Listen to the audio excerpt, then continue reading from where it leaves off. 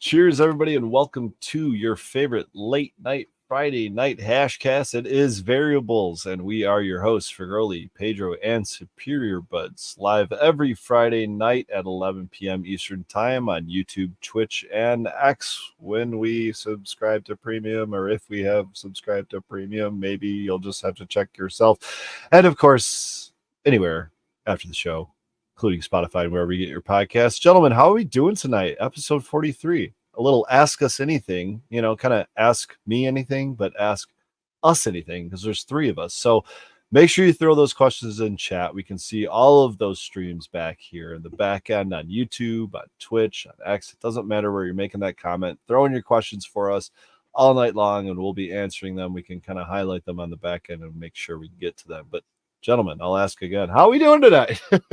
Good, man. Yo, if I do my math right, does this mean we have like 9 weeks before we hit the year mark? Correct. And I think if we want to talk about actually a year of shows, it's coming up sooner than that because we have missed a few weeks. But in terms of I was thinking that too. Worth of shows, we're not far out, man. A couple months. Get ourselves 52. Well, that'll be fun. We'll have to try to figure out something to do. Try to do something fun. Maybe a giveaway or something, yeah. Or maybe we'll dress up with some costumes or something, or maybe we'll just do some 1 gram dabs. Look at them diamonds. I can find a banana costume or something somewhere. Well, if you're going to be a banana, I'm going to be a gorilla, and you can chase me around on screen. Nice. I'll wear Benji's stoplight costume. I got How's that related? Got a play project at Eden this week. I guess it's not going to come through very well. You said a la what? Huh? Where? You said a la a play? What did you say? I don't remember the words that came out of my mouth. Something project you got. A project up at Eden. just a play. I didn't know if I was just. Oh, okay. Man, I thought. There we go. Oh, beautiful, dude. Oh, I tell you what, man. It's getting to the point now where you start seeing some Eden on the shelf out here in Colorado. My goodness, man. It's we're definitely on the map now. I don't know if I had anything to do with that or not, but man, I tell you what. I put my money on yes. I tell you what, you run into.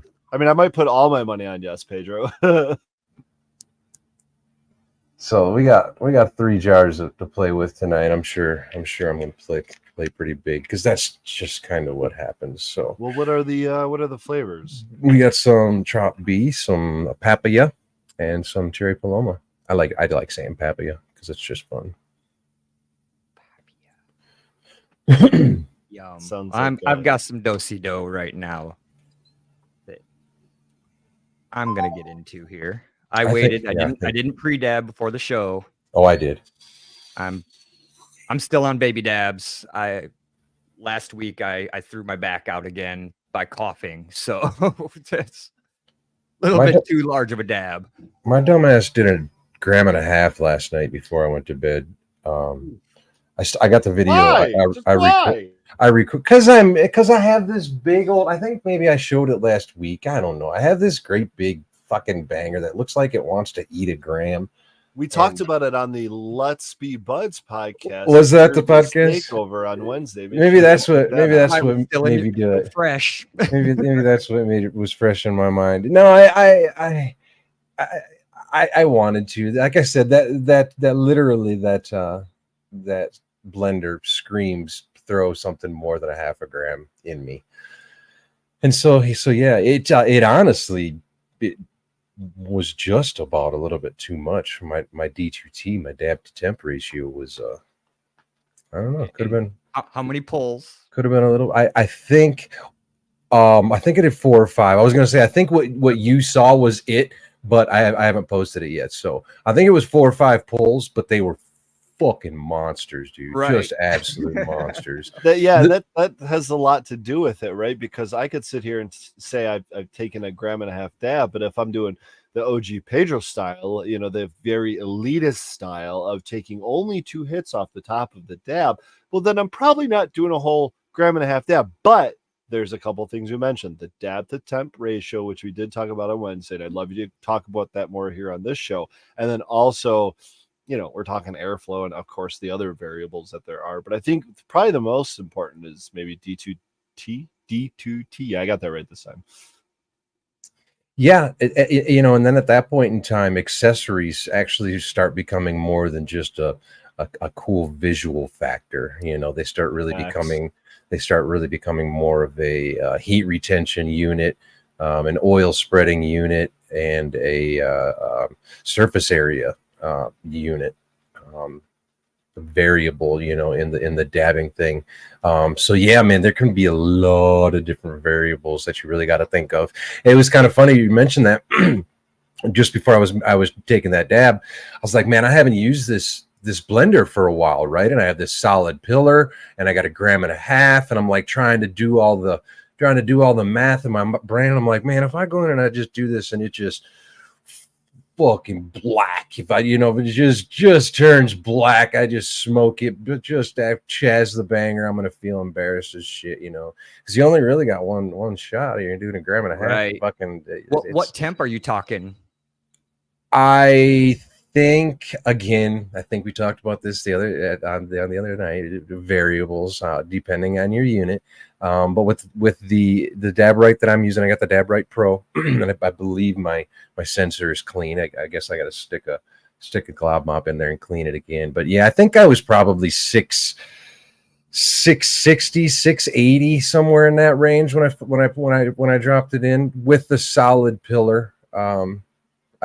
At that point in time, I love using the hollow pillars, but man, at that point in time, when you're talking that big of a dab, you really need some heat retention. Yeah, for real.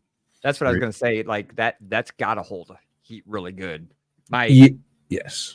My shitty bangers, that have started to cloud, you can really tell how fast they cool off versus a fresh, nice crystal clear banger. Mm-hmm. Learn a lot by watching that number. Yeah, and having these discussions. Cheers, Ty Sticks and Little E Bud. I see you guys in chat. Make sure you go check out their show. Let's Be Buds. I do not see many people in chat. So if you have said something and I missed it and you wanted me to see it, don't feel bad to say it again, and I'll try to make sure to remember. But I do see Pink and DLO on my Twitch channel with Don, with Don't Fuck Around, and Silverbug and LaFonda and yeah, I see Ty over here from the show the other night. That was a good show. That was a fun show, man. You know what? Okay, we're gonna do this live. Pedro, Bit by Silverbug. Do you recognize that name? I heard you shout it out. Or are you just shouting it out? I was just shouting it out, Jabs. Okay. Honestly, just shouting it out. Okay, because I had an interaction with this person recently, and it was a really positive interaction. And I think they found some medicine to really help them, but I didn't know the reason I asked, and just because you shouted them out, was I've had people come up to my booth before, Pedro, and I don't know if I mentioned this before, but people that have come up to me and literally in the moment made the connection that somehow Fergoli is associated with Pedro because they know who Pedro is, and then all of a sudden it just connects. They're like, wait, you and Pedro, aren't you don't you know Pedro? And I'm like, yeah, we do a podcast together. We've done a couple podcasts together, and they're like, oh man, dude, I'm a huge Rosin fan, blah, blah, blah. And they go down that road, right? But it's funny how even half a country apart, while we might be connected online, we are still very much half a country apart. And the people that enjoy, the fans, if you will, they cross over not because of this podcast or even because of GrowTube, you know what I mean? It just might be because of quality, the nature of seeking that out. And so, yeah, I was curious to know if he was one of them, but it's besides the point, I guess. I hate that you pointed that out, but it is funny. It's been a lot of times too when people have said the same thing. Oh, I met you here, and I'm just like, I feel like a jerk that I don't remember everybody, but damn, man, I try. One of the most standout ones to me, or just surprising, I guess, was I want to say it was the June 2019 Cannabis Cup. Maybe it's 2018, but I think it was the 2019 Cup in Clio, Michigan. It was definitely at Clio, so at the Speedway. And I'm sitting there working the booth. We got, few of my patients, helping out and serving up free dabs and stuff. And all of a sudden I just hear this deep, very distinct, unique voice. And he starts laughing and talking to someone, and I just immediately turned around, and I knew before I turned around who it was, and it was Loki Grow. He Oh had made the shit! trip out, and it was like he just has that distinct voice. You Yep. know what I mean? Like if you I've seen listen to Loki him in on a his long YouTube. time. That was the first show that you and I met too. Oh, was it? Was it? So was it 2018 or 19? Do you remember? I've got Or is it photos. before that? I'd have to look. Okay, because I feel like it was before 19. Man, you start talking about those early times, and it's like I got to start looking back because I'm like, is it really fucking been that long? Mm-hmm. Loki So- was posting again recently.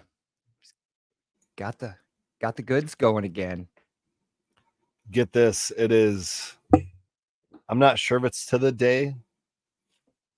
It might. I don't remember if it was like the 9th or the 19th, but 5 years ago, I got those puppies, and it's been 5 years since they've had an actual, as we remember them, High Times Cannabis Cup. So I will gladly sit here and say I am still the reigning champion of the sativa and hybrid concentrate cannabis cups from High Times. And until the day they allow all of us to compete again, I will continue to claim that fucking title. That was 2019. Correct. 5 years ago in August. I mean, 5 years ago this week, next week, something like that. Okay, here it is. Hold on one sec. Screen share. Oh shit! There you go, dude.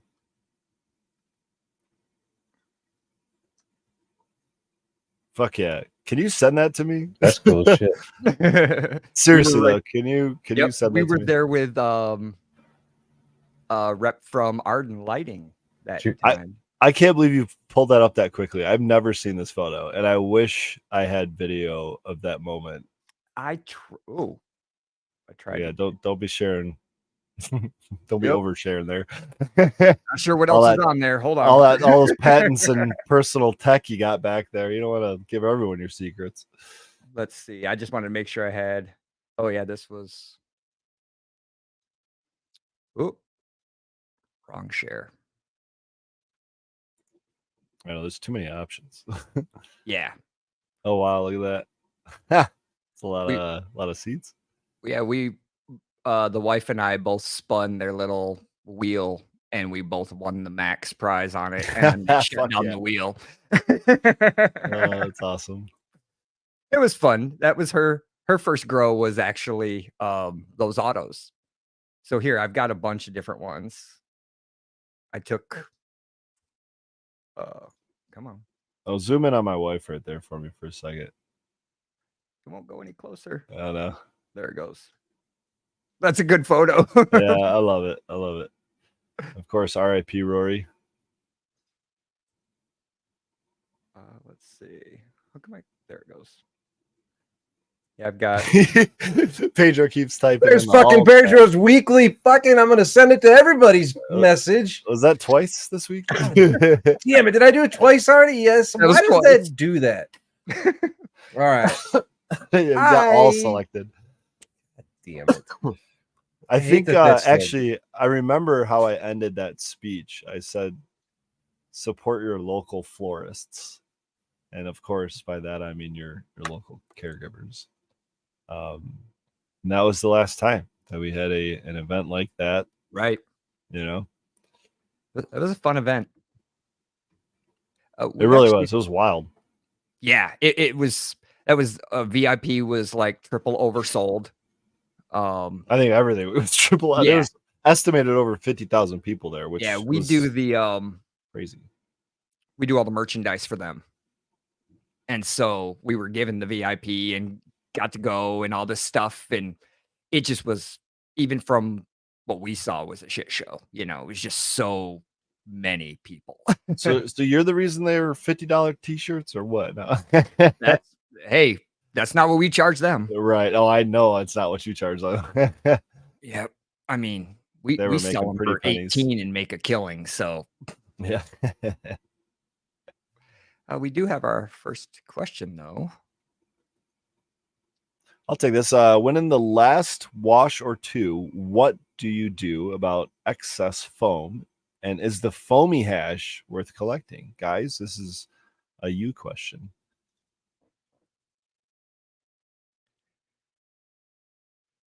It was one of my first questions for Pedro when I first washed. And I was like, why do I have so much foam?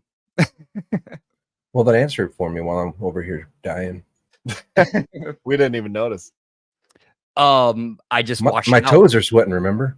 Yeah, I just wash it out. Collect everything, wash it out. The foam goes away when you rinse enough. Yeah, I forget the word anymore after this last bout of bullshit that I've been having. If you know, you know, I guess. What is it? Is it? It's not desiccants. It's the foamy shit. Usually, if you spray something on your plants, or any kind of foreign substances that you might have, can cause it to foam up. But we have it too. I think everybody has it. Don't worry about it. Like you said, just collect it, wash it out. Is it worth anything? Yeah, man. As far as I'm concerned, all hash is worth something. Yep. We wash down. There's hash in there. It'll rinse out and yeah, we out. wash down to the 5th and 6th washes sometimes. What's valuable about it is to scope it then and grade it. If it's not worth smoking, then I mean, you can still press it into rosin and not smoke it. I think some people forget that they're still processing for medicine, right? It's not just about this heady fucking necklace around my neck. You know what I'm saying? We're still collecting for medicine. So you can collect the heady shit. Of course, we collect the heady shit, the good shit, the best shit that we can. But there's still worth to stuff that's not the heady shit, and there we go. Surfactants. Thank you very much. I couldn't think of the goddamn word. But yeah, there's still worth to hash as far as I'm concerned, all the way down. You'll start finding that towards the 4th, 5th, 6th washes, depending on a lot of different variables, that you'll start finding a lot more stalks in your hash. And there's still oil in the stalks, and you can still get some rosin out of it, but it'll generally be darker. It'll generally be a lot less terpy. It'll generally be a lot more throaty, a lot harsher. So generally what I'll do with that is I will what's going on? I'm just giving credit where credit is due. Okay. There's a couple people said it before that one, so I feel like I did something wrong. I felt like I'm just spamming your surfactant. So yeah, like I said, you can still press it into rosin, and eat it. You guys have all seen me do the rosin edibles. Decarb it, add some coconut oil, mix it up, homogenize it, and eat that shit. Can I ask? No. Okay. It's not what this show is called. You asking questions. So I love edibles, and this is what's left of it. Probably still a 250 milligram left worth of edible. Yeah, it's, I don't know, probably about a 500 milligram cookie, maybe 350 to 500, somewhere around that. It's a pretty heavy cookie. I know what it takes to decarb my oil. What kind of decarb process are we looking at when it comes to edible grade rosin? Honestly, I'm an old school decarber. I'm gonna do 250 until I see the bubbles where I want them, and then I'm pulling it. Are you doing it in the oven? Yeah. In a dish, like a Pyrex dish, in a basin jar? I'll generally do it in a jar. I'll usually fill it about halfway full. You definitely got to start worrying about pressure. Yeah. Do you foil or do you cap it? Or I do cap it. I generally, if I remember correctly, I believe the last time I put the cap on, but I opened it. I allowed it, air to be able to- release. Yeah. I mean, there are value in consuming the terpenes, but you also don't want something to blow up in your fucking oven.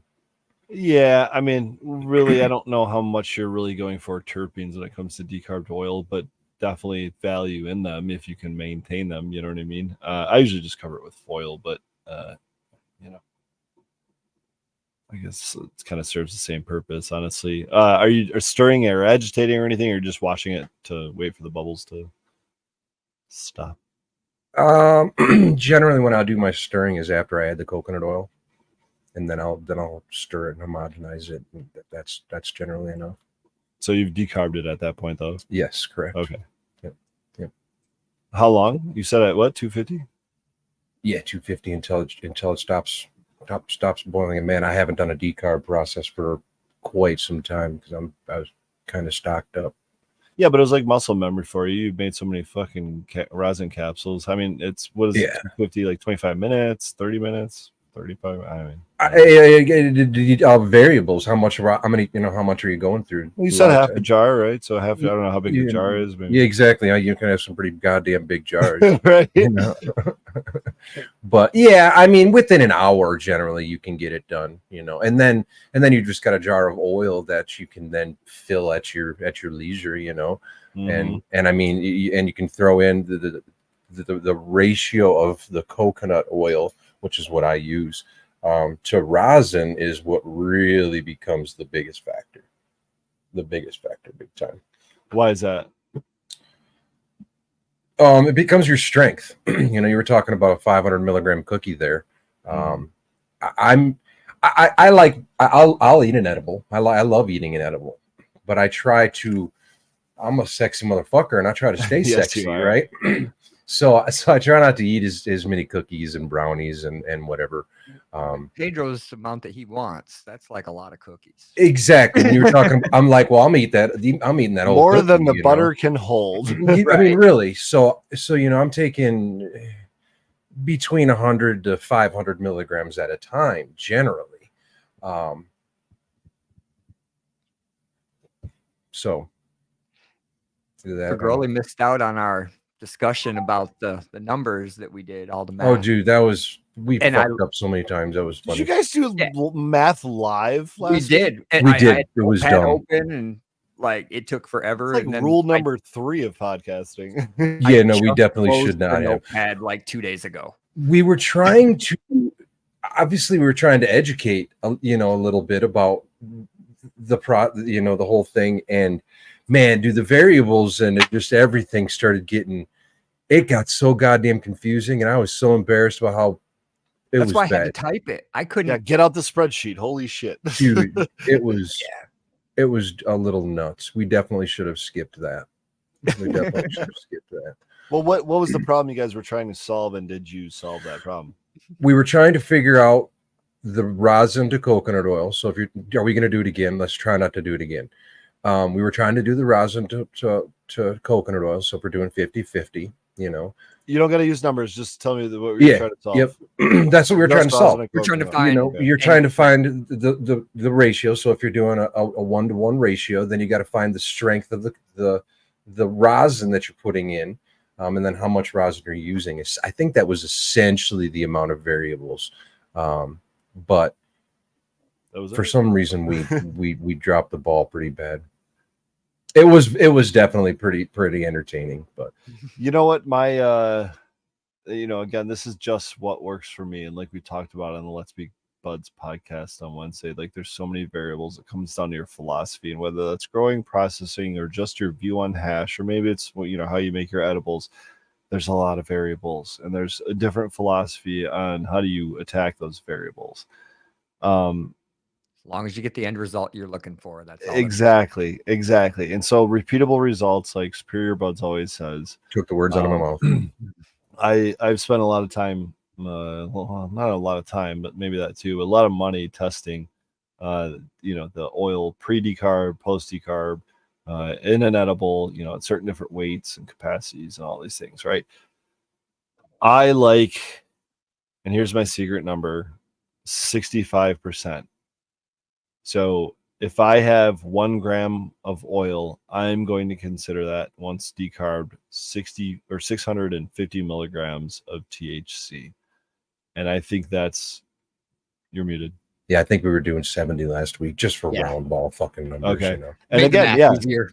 right. Again, this is, well, maybe because now we're talking really like 2/3, so it's then maybe that's more of an estimate number than 70. Everything we were doing was a fucking estimate number. A Because lot I of mean, rounding. well, I mean, let's be real. If we're not doing it in a commercial, you know, Exactly. medical market, then we're all just, which is, and I think realize really it was about the formula though, more than the numbers, right? It was about if you Yes. want 65, you could plug it into what we talked about. exactly. Yep. And that it's was the where formula. I kind of came to the conclusion a little bit earlier when I was in my grow room. Sometimes I don't, I get embarrassed and I don't like to show the grow room. You know, I fuck up. I burn my plants We all do. with my lights. I mean, fucking last time I had thrips like crazy, you know. And I guess you start really kind of holding yourself to too highest standards, you know, is number one. And then number two, you got to realize, like you said, everybody does, you know. And I think what holds a lot of us back as social media producers, I guess, or whatever you want to call us, Content creators.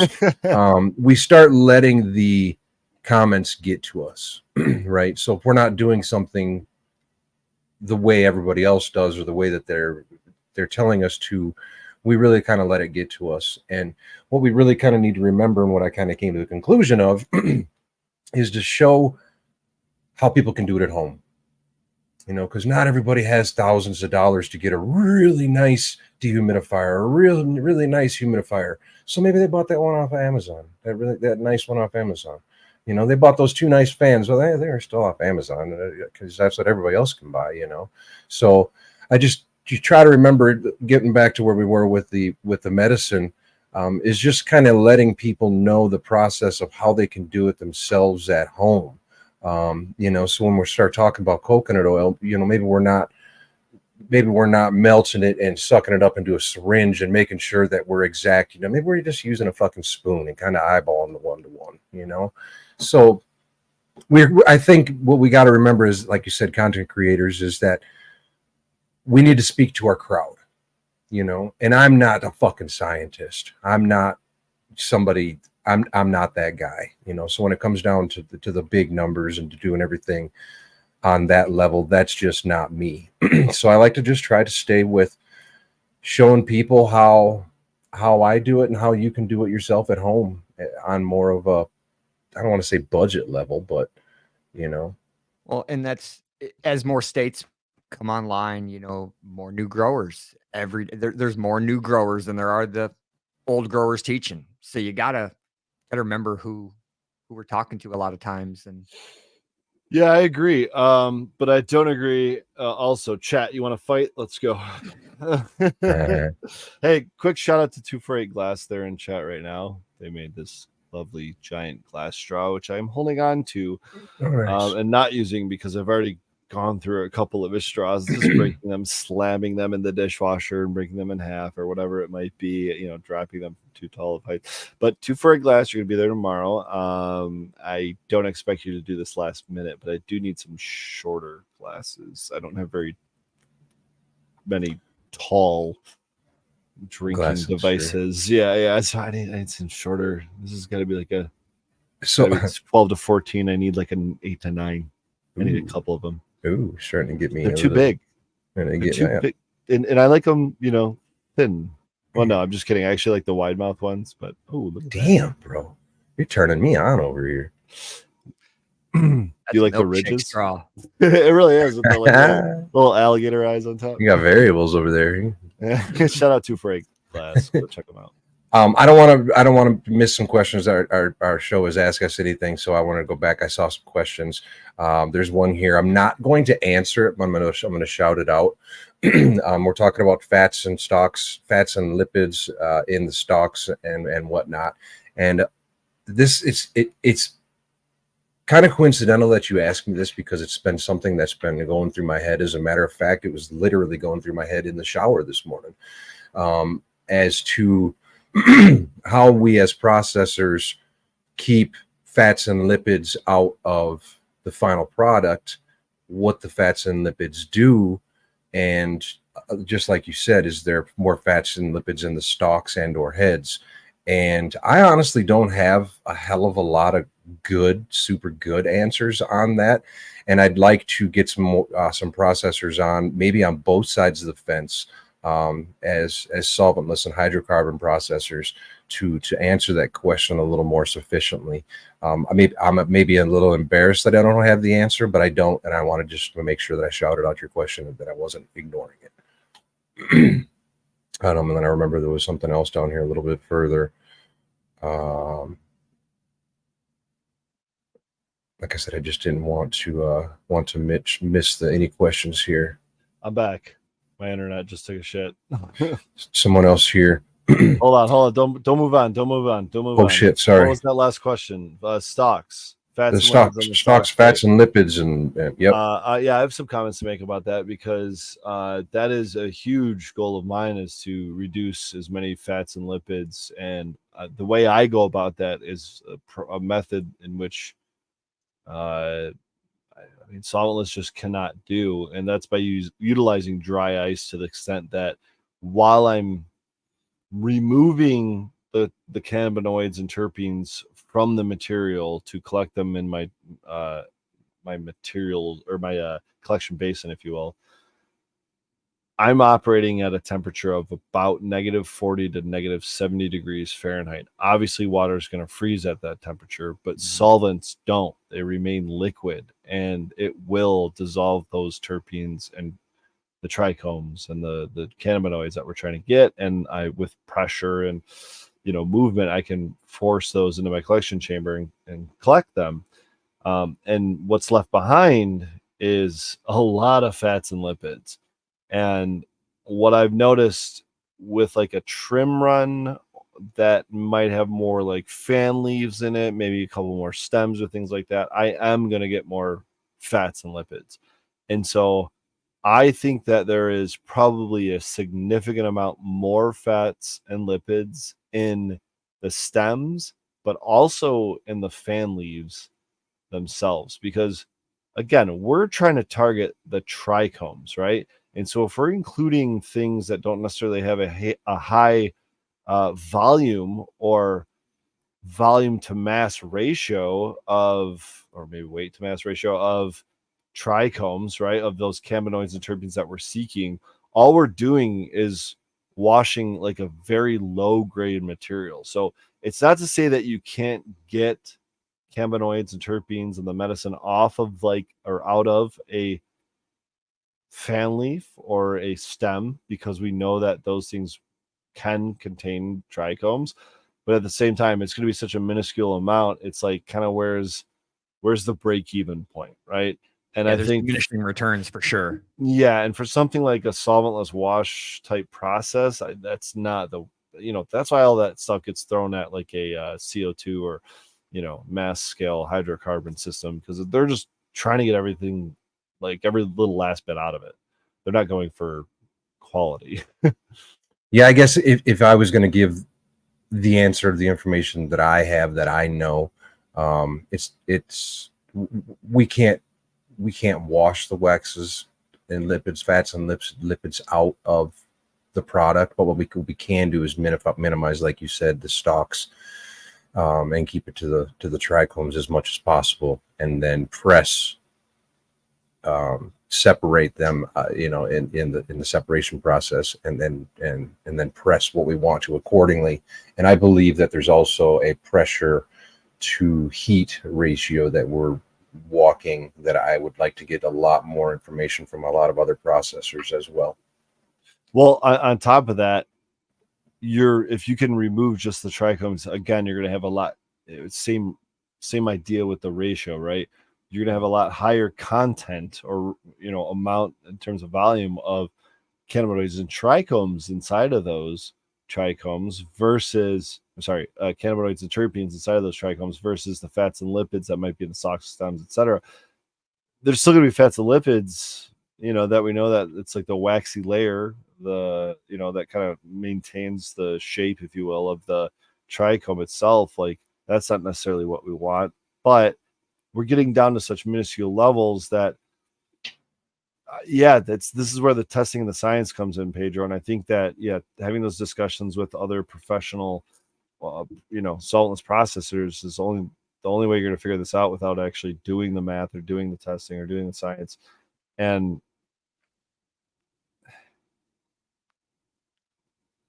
here and again, this is where I go back to, this is where we as content creators or processors or whatever, we get a little embarrassed. Because we don't want to be, we're supposed to know it all, right? I'm supposed to be the fucking expert, right? My rosin's the best, right? I'm the I mean, come on, but listen, you might not have a fucking PhD in, I don't know, fucking name it. There's a lot of degrees you can get that would help this industry, but right. Listen, you probably have the equivalent of a PhD in what the fuck you're doing. You know what I mean? Because what is it? The whole 10,000 hours to become an expert or whatever, I've got I mean, there's no way. There's no, you don't. We had talked about this a while back there, but looking under the, mass spec or the microscopes and electron microscopes, you can really see the difference between the head and the amount of oil that the stock would have, and how you were saying, Rolly, you're going to have a lot more fats and lipids and waxes, and it's the outer casing. It's a ladder of cells versus a singular.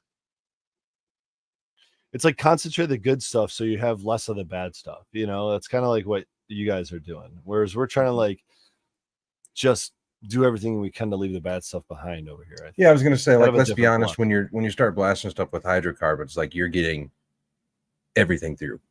Like, you just, kind of getting whereas we're filtering through and then extracting what we've then filtered. You're extracting while you're filtering. Yes, it's an inline process is what I would call it. Whereas you guys is a multi-step process. Yeah. Or at least the way I operate, because not everyone does it the same as me. I would agree. I would agree. But let's get on. Let's get on to some more questions here. I don't want to beat a dead horse here. I want to make sure that we answer everybody's questions, because that is a show. So when we were talking about the decarboning, someone was asking, so can you make your oil, then heat it to decarb it, or not a good idea? And my answer is that's exactly what I do. I'll make my rosin. Sometimes I'll make now after, like you said, the 10,000 hours, I'll make my decision as to whether or not I want to smoke it while I'm pressing it. But otherwise, I'll take a rip off it quick, and I'll be like, nope, that one's good. Nope, that one's not have jars of that. That one ain't the one. That one ain't the one. So yeah, that's exactly what I'll do. I'll make my decision, and that's where I said, man, wash that 5th, 6th, 7th wash, especially if you like edibles. Right.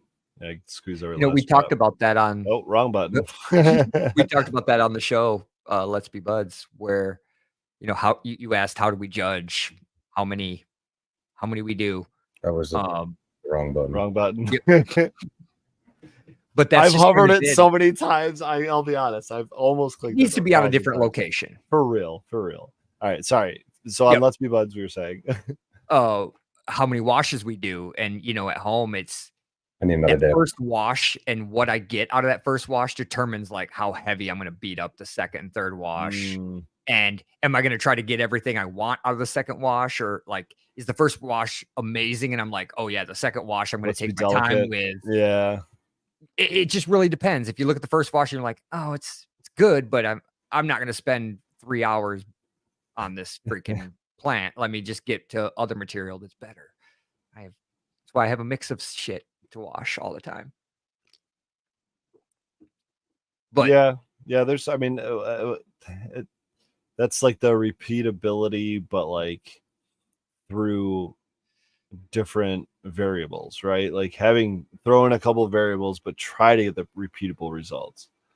Yeah. I mean, when I first started, I asked Pedro all the time, how many bags do I use? Like, how long am I supposed to? I'd washed before, but it was haphazard when we were doing it back in 2000. Like we didn't have freeze dryers. We didn't know what the fuck we were doing. You know, once I got all the equipment and I talked to Pedro, it's my first 10 times washing. It was like all bags. I need to learn what's dumping out of these plants and actually understand what I'm doing.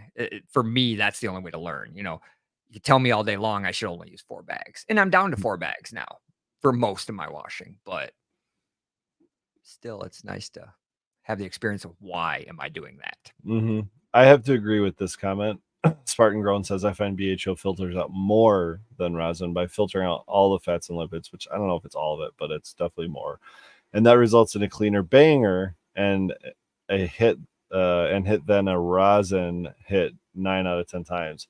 And you have to be talking a certain level or quality of BHO, I think, because And same with rosin. And same with rosin too. Yep. But if we're talking both high quality, like something we're going to get out of Spartan or anyone on this panel, then yeah, it's probably 9 times out of 10 going to take you dunking that thing in ISO, or going to take you 3 or 4 Q-tips to actually clean it. If you're hitting that rosin, because in my opinion, the fats and lipids, there's just extra fats and lipids. Those things are going to burn onto your banger and it's going to be a bitch to clean off. Whereas if you're rocking a super clean, highly cold filtered, we'll call it, I guess, BHO live resin, there's a good chance like that Q-tip's going to come out looking like you got clean ears, if you know what I'm saying. It's just there's barely anything on it. I think there's part of that is how hard you're pressing too. Like, well, that's what Pedro's saying. There's because it's you're pushing extra shit through. You can force the bad stuff through, but I found myself when I was early on pressing too hard, and then I went the far opposite and I pressed too light and I was leaving too much behind. You know, that was the fine balance of figuring out how do you get a clean banger while still getting as much rosin out of the bag as you can. Right. And then also having a finish process of what do you do with the pucks when you're done with them instead of throwing them away, because you know you're leaving stuff behind, so there was a lot more to it.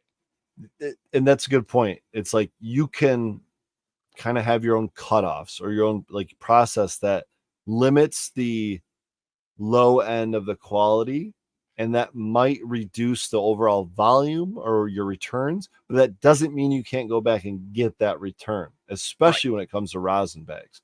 And I think that's that's a big difference between the way a home processor and a commercial processor. For sure. Very different in what you have to do. They're looking for returns, and it kind of works the same in BHO Superior. Like if I'm operating at negative 70 degrees, do you want to see what happens when I operate at 70 degrees Fahrenheit? Right. Or 120 degrees Fahrenheit? You want to see what returns I'm getting then?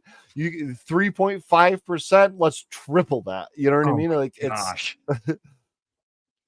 But it's gonna be trash. It's gonna be, filter it, winterize it so you can use it in edibles at that point. Like, ugh. Man. Yeah, it's an interesting balance figuring out costing myself. It's hard to cost yourself yield, even especially all the work that goes into getting it at this point. For sure. The last thing, I've made some stuff that'll chaz my banger pretty bad and leave some nasty shit behind. I'm stuck scrubbing, but I've also had some that just soak right up and doesn't seem to leave anything. You can heat it. Pedro's on that level. I'll say it. Hold on, Pedro. I'm gonna sing your praises again, because that is one of the very few rosin dabs, and I'm not just talking the trop. You know what I mean? It was every single jar. I'm taking these Q-tips out, and I think I even did it on the Michigan Bros Grow Show. I swabbed it and pulled it out. Like, ain't nothing on this. This looks like BHO level, like just fucking nothing on there. And I was blown away. And it's just like that's just a small test, and it doesn't really like tell you much, but in regards to what we're talking about, I think it does. Pedro, my apologies for interrupting. No, that's fine. I don't even remember what I was trying to say, but I think what I was actually getting at was too hot of a dab can also leave behind Chaz as well, if you will, regardless of how good the product is. But I'm gonna be careful walking down the road of talking about the what's better, what's not. But as far as fats and lipids containing and leaving behind different, the milk quality, let's call it. I would say that there can be both on both sides, and comes down to quality. Period. Mhm. That's where I was saying it comes down to quality, where you can have very, very quality BHO where it's not going to, where the milk quality is going to be very high, and you can have very, very, very good rosin that can, be very good milk quality.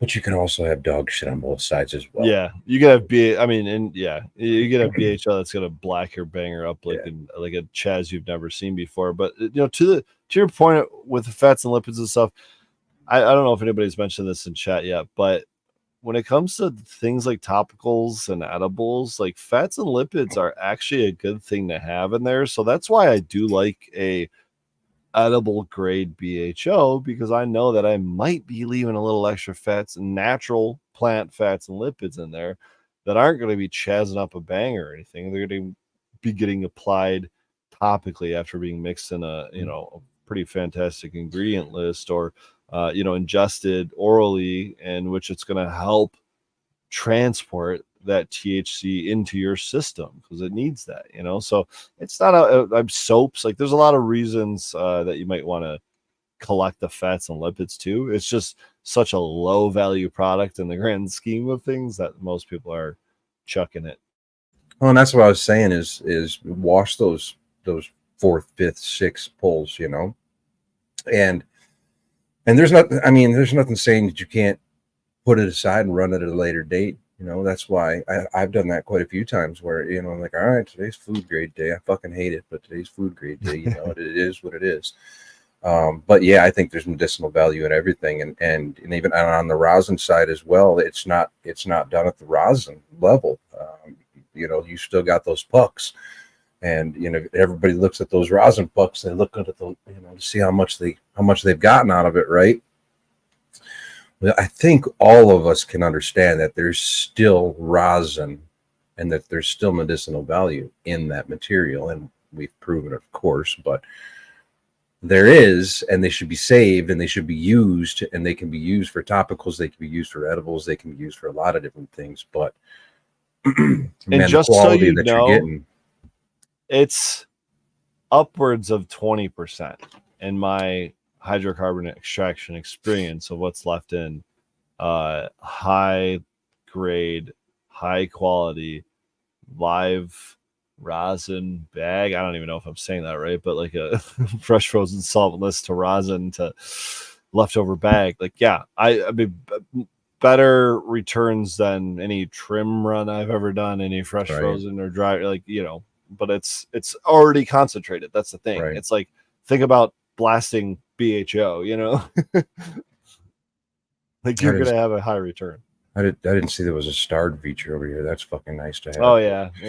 Cool. Because I've been scrolling up to try to find them. I'm trying to keep on track. Them onto a word pad. Yeah, I'll say it real quick. If there's something that you've asked that we haven't answered because we're rambling, ask it again. I'm trying to scroll. It's not me. Try to scroll up. Or try to scroll up. Try to say it again. No, I'm saying that's a good idea. Listen to this, man. Oh, got a good idea. I'm not trying to blame you for anything. Here's one real quick. Rambling. Oops, that wasn't the one. Somebody had asked up here earlier if I had smoked out of a three-hole bowl for the old school, hash makers. And real quick answer: no, I have not. I've never used one. I have one around here somewhere. Here it is, right here. I must have scrolled and clicked a different one. I don't know which question I even clicked on. I randomly found mine in a bottom of a cardboard box like a month ago, cleaning out the back of the office. Nice. Haven't seen it in 8 years. And one of those random things you come across. What else we got? What we got for next question?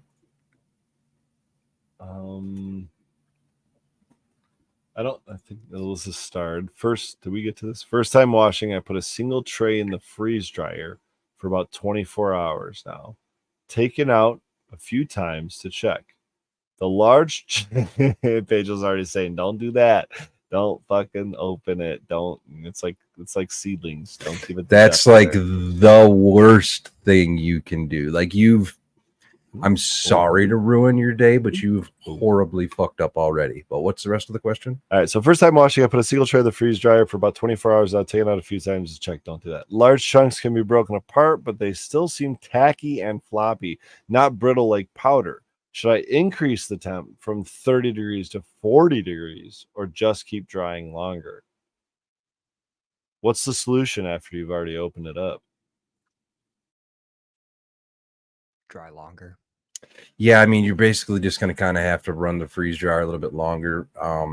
And there's so many variables that are in this that I could, we could literally do a video call and I could ask you a lot of things. And, but it sounds to me like the room most likely is not in a cold room. So as you're opening the freeze dryer, you're immediately reintroducing moisture via condensation back into the freeze dryer. And if it's not also potentially melting those heads. I was just going to say, it very well may never be a powder form if it's in a warm room, because you're kind of just melted the heads already together. And it's surprising how fast that happens, though. Especially, I mean, if you're within a minute. Yeah. If you have a thicker patty and you didn't really give those trays a good shake, or you dumped a shitload of hash, that thicker patty will do that a lot faster. The weight of the trichomes on each other in a warm room will weld those little fuckers together. I can't tell you how many times I have pulled it a little early or checked it or whatever, and I'll get it into the press room, and I get down to the middle, and there's a fucking chunk. I was really surprised by the use of the FLIR cameras. Oh, good call. I didn't even think about that. Hitting it with a FLIR camera, you can see if there is still any ice chunks in the middle. Not a bad idea. But yeah, but anyway, when you have moisture in your hash, especially when you're at the bagging process and you're down to the end where it's a nightmare. So essentially what I'm saying, never pull it early. Have patience, let it finish. And when you pull it out of the freeze dryer, get that fucker in a cold room real quick. Like real quick. Yeah. When I first set up, my freeze dryer was up here in my office, and I had to pull the trays, walk down a flight of stairs out into the cold room. And that was too far. That's way too far. So now I've moved the freeze dryer right next to the cold room. It has to be. Yeah, mine was within 4 feet of the cold room in the last setup that I had. Don't play peekaboo. Nice, Grateful. All right, where are we at? How do we hide that one? I don't know how to do this. Click it again. You click it again. Here's one. Let's just go through the next one. When in the last washer two? Oh, that's one I was already done. Why didn't we unstar that? Is there more fat? We already did that one. Put a single Purple, tray. Oh, they're already gone. How's your experience been with that new little washer? Would love to hear. He's using the Aether Green, I believe. I don't know, but I know what that is. It's a very cool little washer for home grows. Cool. Hold on one sec.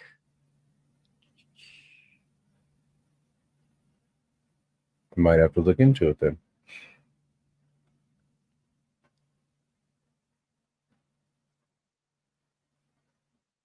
Oh, he said it is in a warm room, unfortunately. So, Purple, that might have actually been dry when it was in the freeze dryer. and then taking it out to do the inspection is where you ended up. Maybe. Yeah. Depending on your timing of when you checked it from when you Right. pulled it. 24 hours though. I mean, Somebody send me this link, please. whoops. See, now I did it, Pedro. Good. I feel so much better now, dude. I feel so much better. Yeah, it's just a little baby washer. The only thing I have a question about really is their drain. Ah, there it was. I'll have to take a look into this, and Where's their drain? I guess I could take a look at it right here, right? I'm not a fan of the drain, but everything else looks like a great little small scale home washer. Oh. What's the deal with that drain, dude? I don't know. That drain bugs me. Well, I'm trying to. Why is it shaped like that? What is it? Like it's like the not accordion hose. I guess accordion hose, but it doesn't collapse. It's so that you can rotate it and move it and get it to stay in a position. What is Reminds me that of those gonna freaking hold desk fans. Yeah, or like a little tripod. Yeah, there you go. Tripod. Doesn't seem like it'd be. I would rather just have like a hose, just a straight hose. Like too many places for hash to get trapped. Yeah, and mold man. to grow. Yeah, water to get left behind when you're cleaning. That's the only problem I had with it, but everything else, it's a neat little unit. Yeah, let's see some more pictures. I don't like that hose. Let's quit looking at it.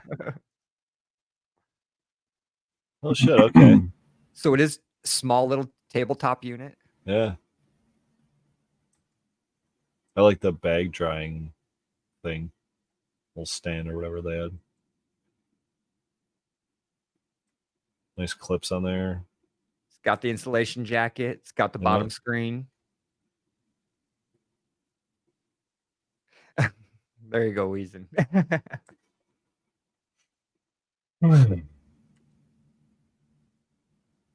Interesting.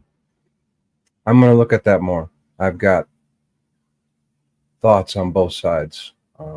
So I didn't realize that comes with it. It looks like an integrated pump with a sprayer for recirculating your recirculate battery powered one. That's kind of nice. It's probably food. Interesting new bucket. Changes, right? Different things. It's not something we've seen before. With a lot of, it looks like a repurposed beer. That's a plug-in. I thought it was battery powered. It's a plug-in. You can see the cord there. Which, fine, whatever. Yeah, totally. 3-meter cord. Maybe 2. I don't know. But they even have an insulation jacket on this, so you can keep that nice and cold if you can for the recirculating. Interesting for a small one. Yeah, it is. It's what's the price point? Cool little move. I think I saw 15 on it. 1,500. Yeah. Is that reasonable? To me right now, I try to be careful. If you're already buying a freeze dryer, though, yeah, you're all in. you're pretty much in. To me, the 15 doesn't seem horrible. I just want to make sure I look at it first, 100%, before I put my Pedro stamp seal of approval on it. But right now, from what I see, 15 doesn't seem horrible. It seems like about the right price is what I was thinking. If you're talking the little recirculating bucket system, the washer, here's my thing. That's not gonna convert me. That's not I want to say it's not a starter set, but it does feel like a starter set. You know what I mean? It's kind of an expensive jump to make. It's a great starter set. It feels like it feels like you need to know that you're in at that point. Yeah. So like you've got a few tents going, or maybe like a second room, and you buy the 5-gallon washer, and you wash with a 5-gallon washer, and you air dry using Frenchie's technique, and you figure out if you like that extra work, because it changes your harvest. It changes your workload after the fact. You have to have freezer space. You got to create ice. You got to store ice. You start figuring out all the little shit that goes with it. If you at that point, you're like, you know what? Air drying sucks. I want a freeze dryer. So you buy the freeze dryer. That's kind of where I was going with it, Pedro, is I'm wondering if it's going to be too small for where they're priced. So where That was my jump first, from the very 5 first gallon thought. washer was a 20-gallon stainless. Yeah, I The mean, reason I went this way is because of the time investment with a 5-gallon. With the amount that right. that I harvest and I'm washing everything, the 5-gallon meant I had to wash from sun up till middle of the night. This means I do my washes 4 times faster. It's a scalability of efficiency thing. And if you're investing, it's not just $1,500 into that. It's another $3,000, $4,000, $5,000 on top of it to get to that level. You're just operating at a smaller scale. I think you guys are right. I think this should be like a $800 unit, and they should have a next level that's maybe $1,500, $2,000. That's maybe got a couple more upgrades, and it's that 20-gallon size. Yep, I would agree with that. And then that kind of brings us to. I would agree with that as well. Mm-hmm. I would agree with that as well. That brings me to the next question here that I saw, and this has been twice in chat now that they brought it up. So I want to definitely make sure that we got to this. Is what's your average input on the 5-gallon washers?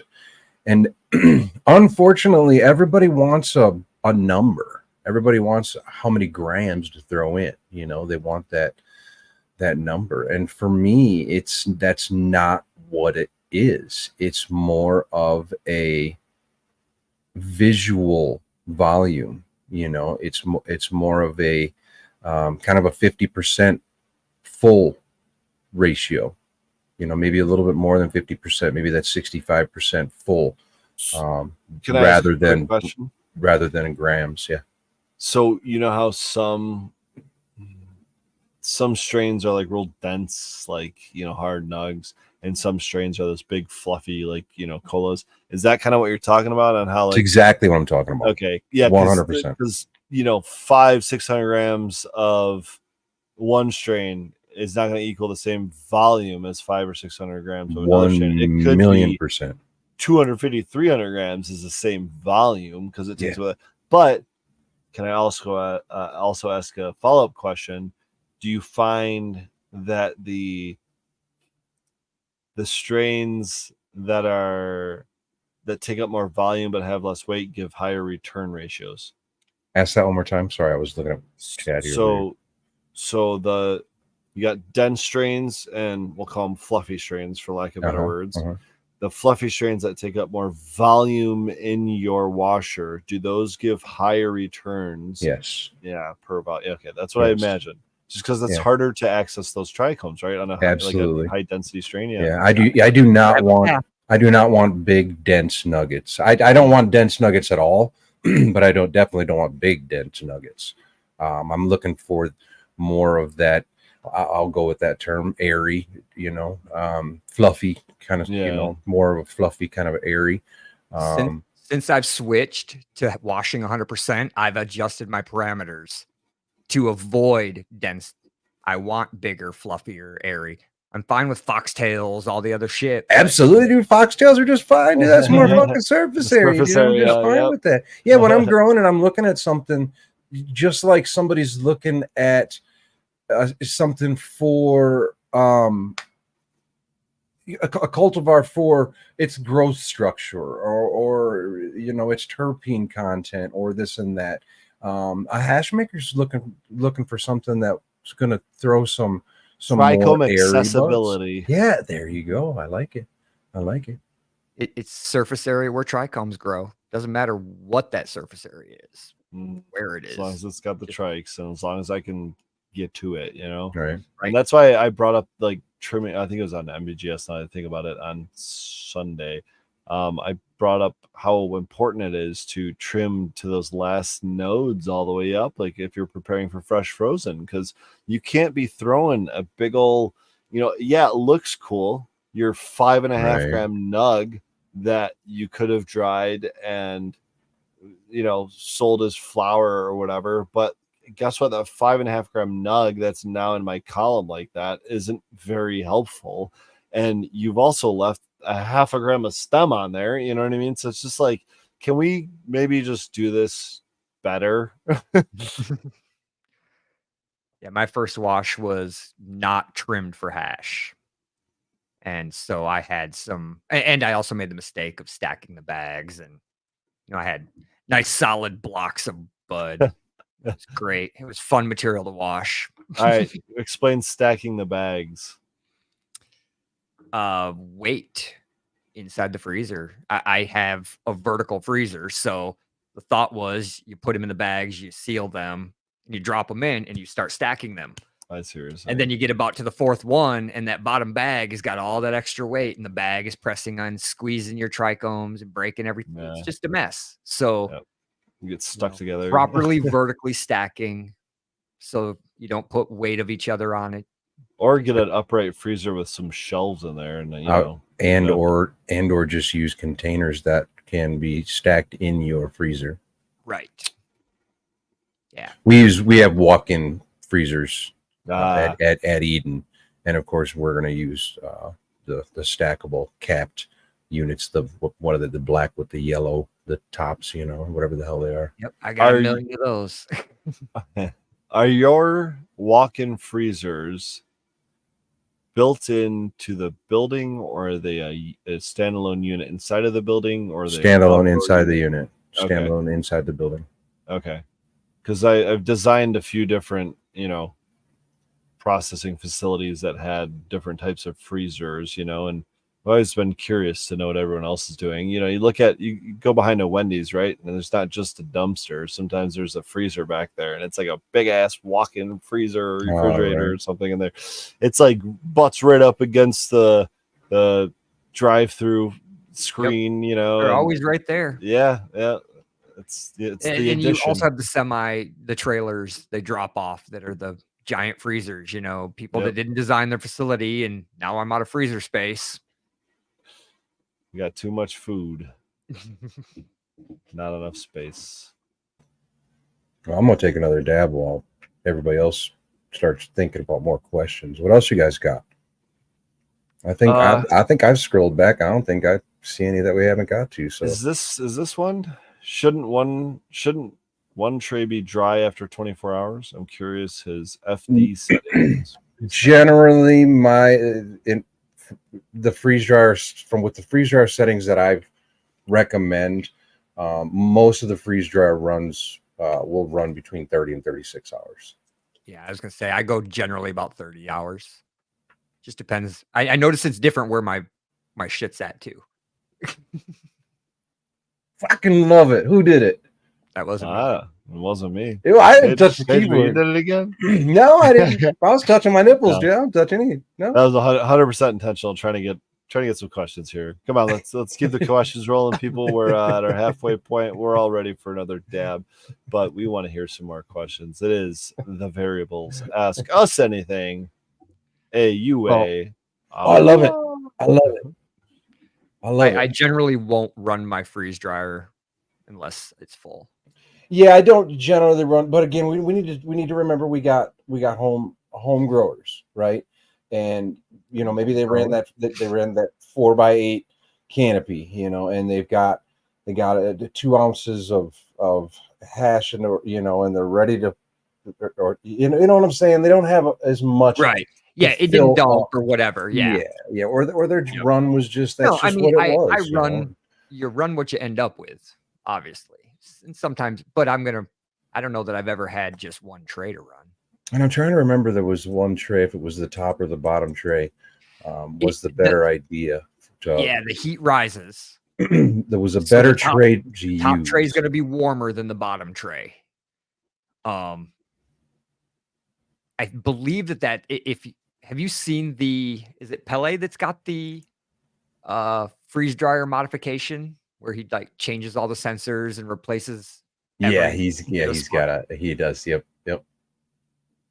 I haven't messed with it yet. It does take a little bit of ripping the thing apart. I think we had talked about getting this one, but we wanted to make sure I had my room redesigned and reset up again, rebuilt.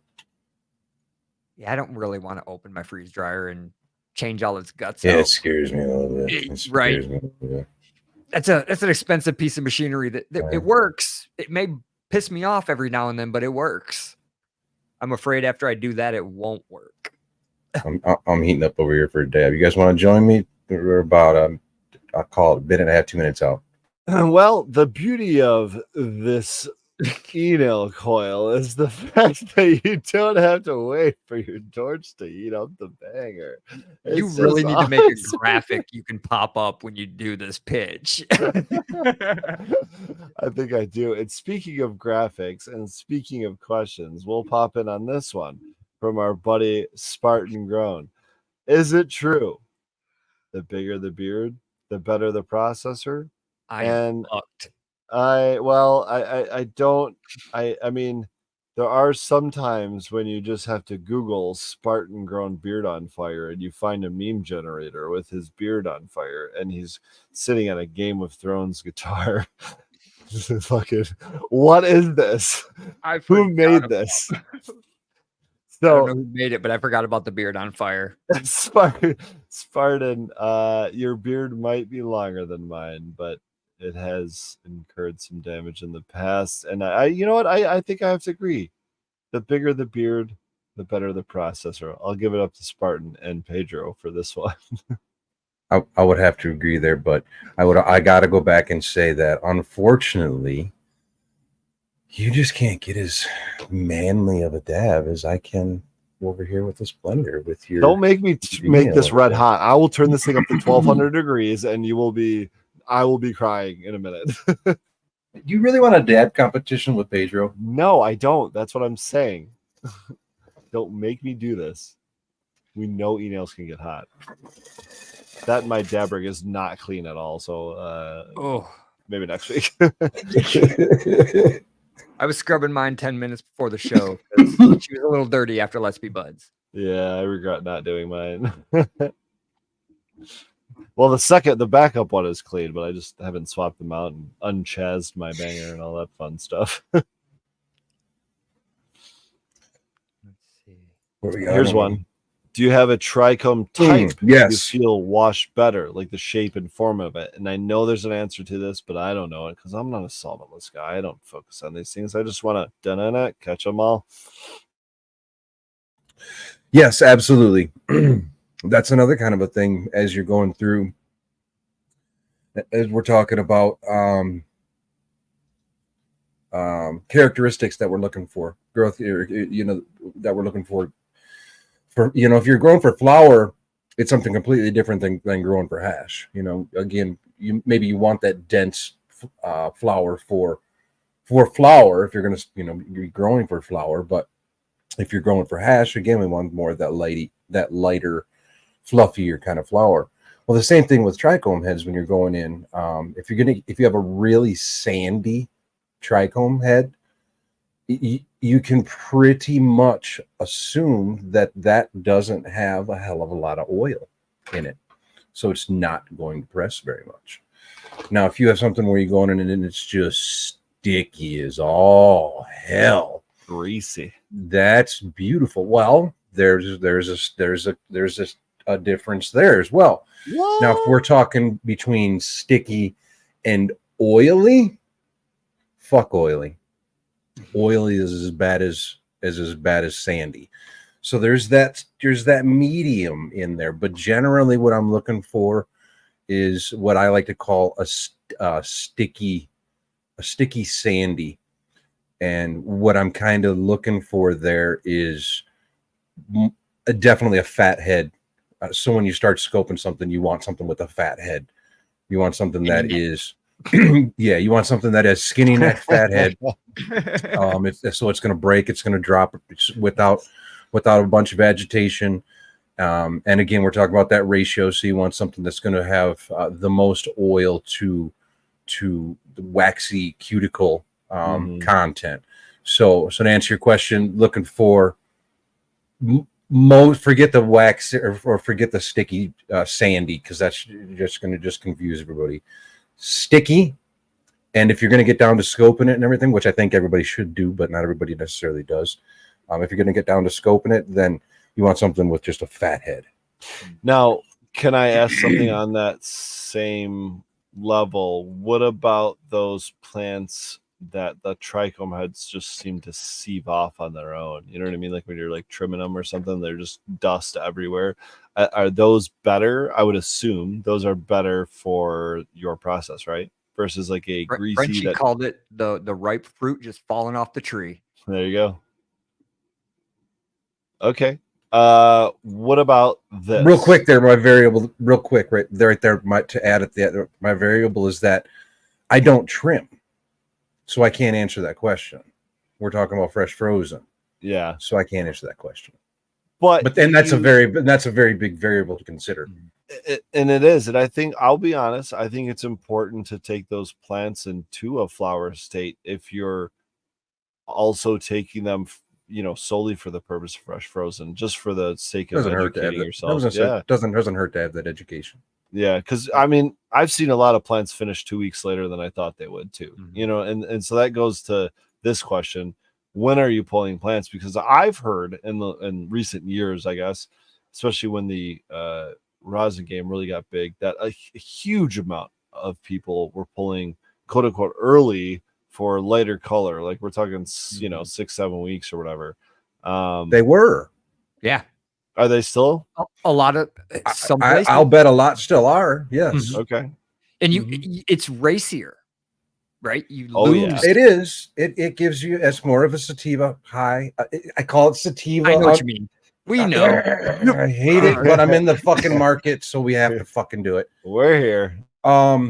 So yeah, it's more of that racy high. And unfortunately, it's number one, lack of education, but it's misinformation coming from the dispensaries, coming from the bud tenders. Mm-hmm. Everybody wants that color, and when you open a jar, and the bud tender doesn't necessarily even have to say that lighter is better, but when they open the jar and they're like, but look at this one, and it's just it's that gorgeous light color, and now having said that, a lighter color in a lot of cases does mean better.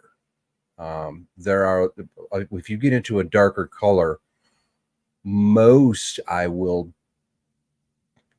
hesitate to say, but also most of the darker things you're going to get are going to not be as desirable. But let's go back and answer the question. When are we pulling the plant? As a solventless processor, that took a long time to say that word. As a solventless processor, I'm 5 to 10% all day long, 5 to 10%. Now you start getting into the commercial market, and unfortunately, a couple days here and there on either side, we know can make a big difference. But sometimes those decisions have to be made. I think we all know why, Right. But I still like to try to do a 5 to 10%.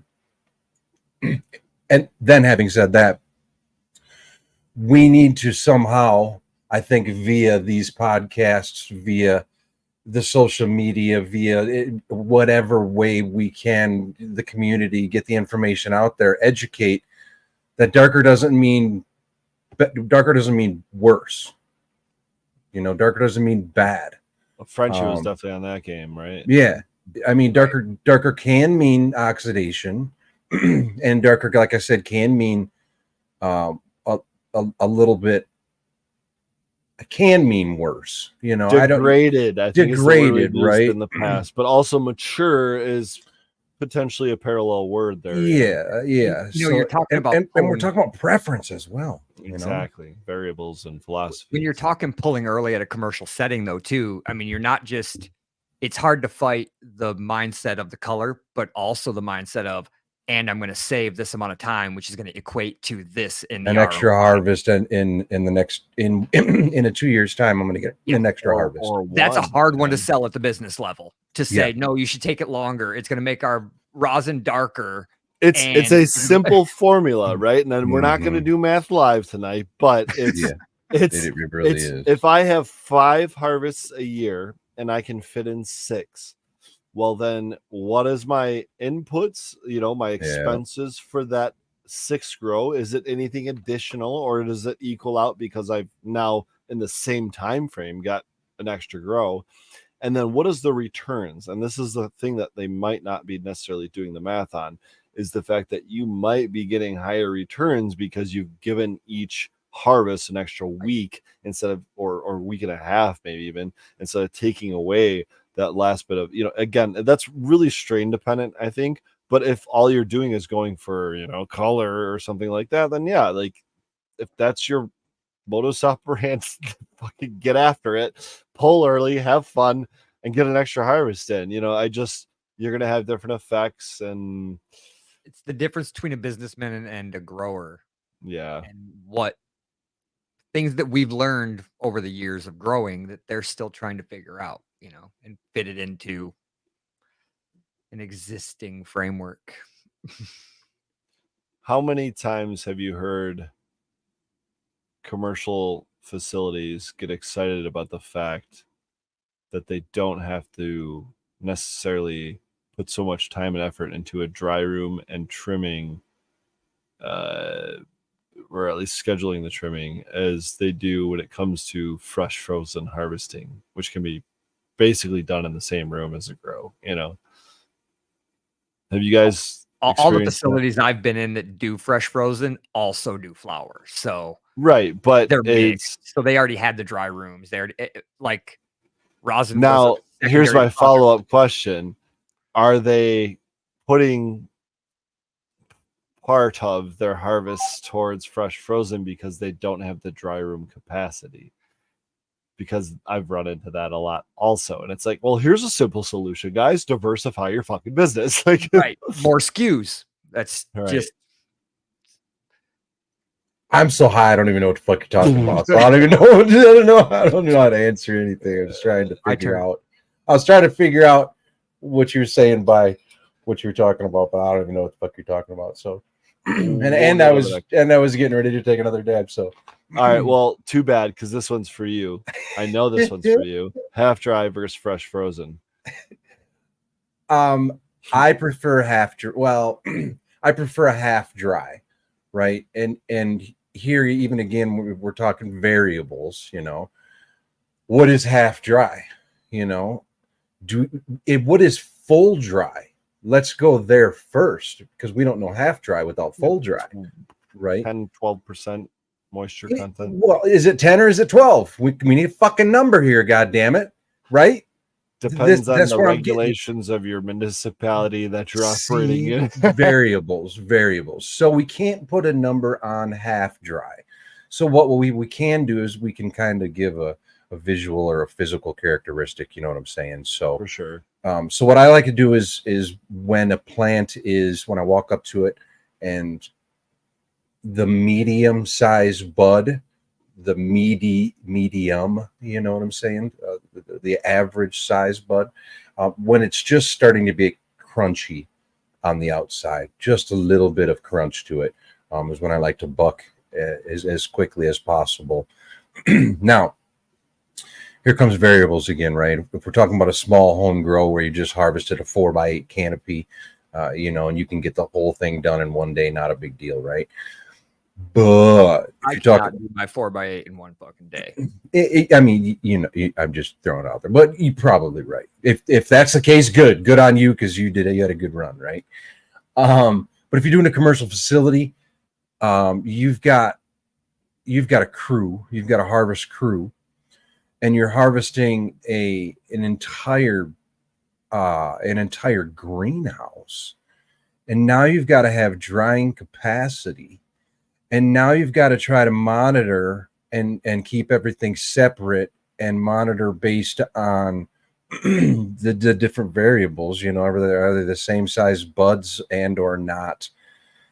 And the extra time, and it just becomes pretty much it becomes something that's impossible in the commercial market, to do some kind of a half dry. I've pushed it so much. And we've tried it a couple different times, but I've got shot down. And even I've agreed after I've seen what it takes and what it takes. I've even agreed. It's just even me going for a half dry. Probably some of it's harvested pre-half, some of it's harvested at half, or bagged at half, and some's bagged a little more than half dry, just to get through the harvest. At home it gets to be a lot, and if you're not able to sit down for 8 hours and trim up, it's a lot of bucking and bagging. I can answer it without directly answering it and saying that my last harvest in here was fresh frozen. It went straight into the freezer, just because. Not just because I had reasons, but it's easier sometimes, and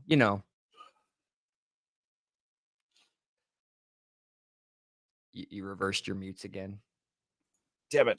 Is it easier, or are you just delaying the work? Delaying the work isn't the word. Having the time to do the work. So it's not that we're delaying it. It's that maybe that's just poor planning then. The harvest for delaying, you're talking about delaying if I'm doing fresh frozen?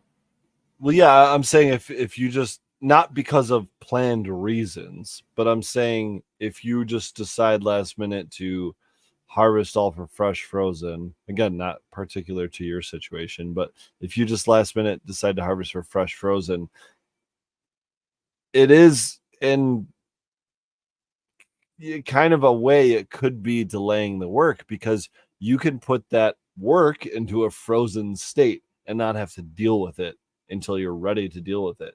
Whereas if you're drying something like for flower, right? You're drying plants for flower. It's kind of an active thing where you've got to be on top of it, almost down to not the hour, but at least the day of taking it to the next step, right?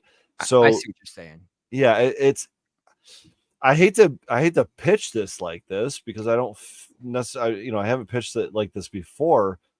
But if you think about it, you could just be stockpiling and delaying the work. Yeah, I was just going to say, isn't all processing kind of delaying the work then by that definition? Not if you're harvesting early and trying to get your solventless a brighter color just because of that. That's the opposite, I would say. But you're still going to throw it in the freezer and delay that work until it's. You could, I guess you could, yeah, at that point. So by that definition, if you throw it in the freezer and you wait for 12 hours, you're delaying that work. Ooh, so that's a good question. I'll put it in the chat. How long should you freeze your fresh frozen before you process it? 72 weeks. What? You guys want fucking numbers? I'm gonna throw numbers out there. That's delaying the work. Okay, that's a year plus like 3 months there. I would say safely, again, a lot of variables, right? A lot of variables. But I would say safely 24, 48 hours. Yeah, enough so it's frozen through. Yeah. I'm a 48-hour kind of guy, because I've broken up bags after 24 hours, and it's just like this. Yeah, I would err on the 48 for sure. Yeah. Size of the freezer, power of the compressor, and how much shit are you putting in at once? Because you're introducing warm. Are you stacking bags, or are you putting them vertically? Yeah. A lot of variables. Freezer hangers now. Just little clips. Okay, now we're talking. You could do that totally. It wouldn't even be that hard. You just have to vacuum seal a bag with a little extra on the end and put a couple holes in it. Oh, or a clip even. Yeah, you just clip it. Yeah.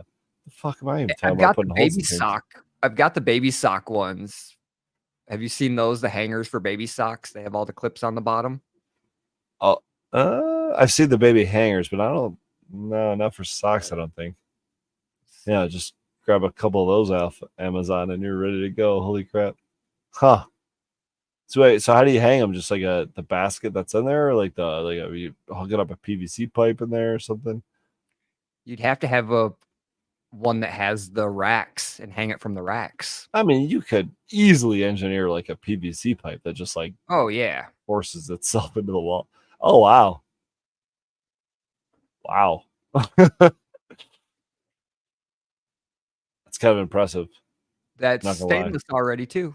Yeah, and it's got the it's clipped. Yeah, that's Yeah, and that's it's not nice. going to come off. It's got the safety shit. So Yeah, that's nice. Holy shit. How much are those things? Set of two of them, maybe? $17 for two. For of one them. or two? For two? For Okay. two. That's reasonable. I feel like that's reasonable. Especially if they are actually stainless steel. All right, let's get on to another question. This one I'm going to pitch to Superior. Why do we drive on a parkway and park in the driveway? Why do they call it taking a dump?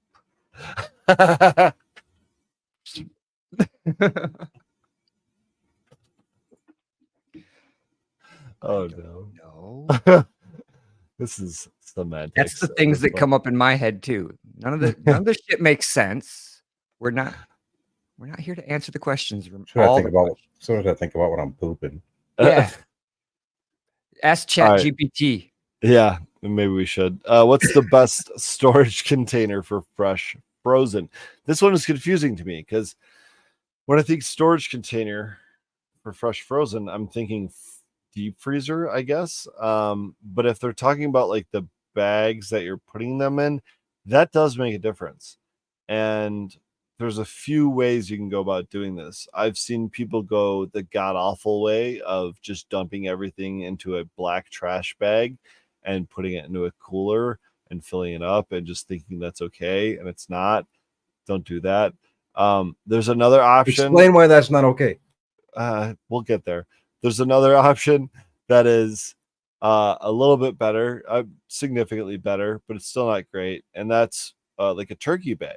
And that's one of the things that most growers have on hand, right? And it's because we like to kind of cure or finish or just store our trimmed up flour in a turkey bag. So if you got it's convenient with a 5-gallon bucket. right, and so if those are just hanging around, you just stuff all your fresh frozen in there, right? And then you throw it in the freezer and you're good to go, right? No, wrong. Reason being, a few different reasons. And the one on that one, I would say the most important one is in terms of long-term storage is the fact that you're going to get oxidation. And the way you avoid oxidation is by vac sealing a bag. So you remove most of, not all, but most of the air out of the container or the bag while the fresh frozen is in it via a vacuum sealer. And when you pull out the air and you get it to a frozen temperature, it pretty much freezes it in place in terms of the quality, quantity, and everything else you're going to get out of it. So if you can remove the ability for the buds, the nugs, the fresh frozen to oxidate, and you remove the ability for them to get over the temperature of frozen, and we're talking like Superior said, frozen all the way through, you got to make sure we're not just like throwing it in the freezer for 10 minutes and, assuming it's good to go. You got to freeze it all the way through. I mean, it's frozen in place at that point.